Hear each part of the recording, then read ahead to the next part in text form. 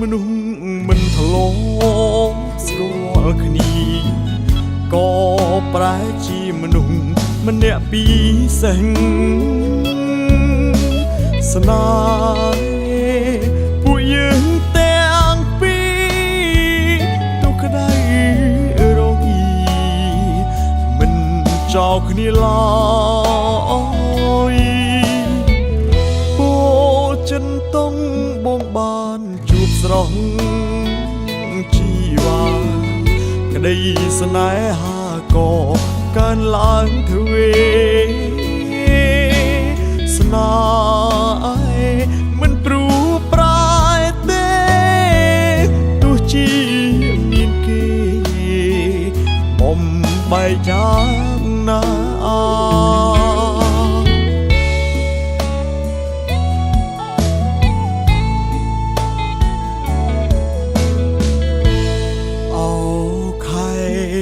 កំព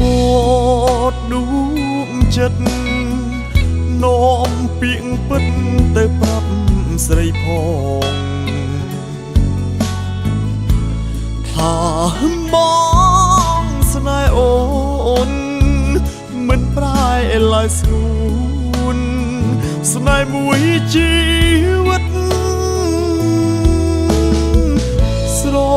ឡាញ់ស្រីកាន់ដៃថ្លៃចូលរួមការបដូរពីសង្សារខ្លាយជាប្តីស្នេហ៍ពិតមានតម្លៃព្រមធ្វើជាប្តីអូនមួយជីវិតស្រុកកំពុងត្រាជួយធ្វើសាស័យបើក្បត់ស្រីសូមឲ្យមរណាជឿចិត្តបងជីវ៉ាមនុស្សប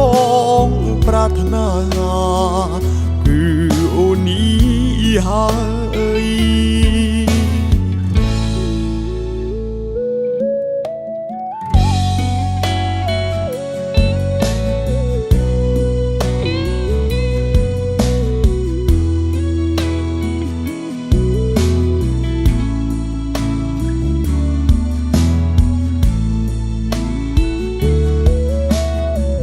ស្រ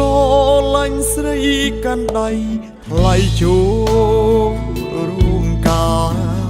បដូរពីសង្សារខ្លាយជាប្តីស្នេហ៍ពិតមានតម្លៃព្រមធ្វើជាប្តីអូនមួយជីវិតស្រុកកំពុងត្រាជួយធ្វើសា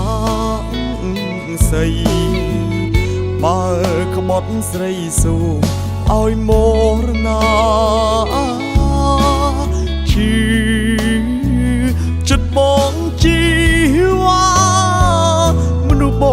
ងប្រាថ្នាគឺអូននេះហើយ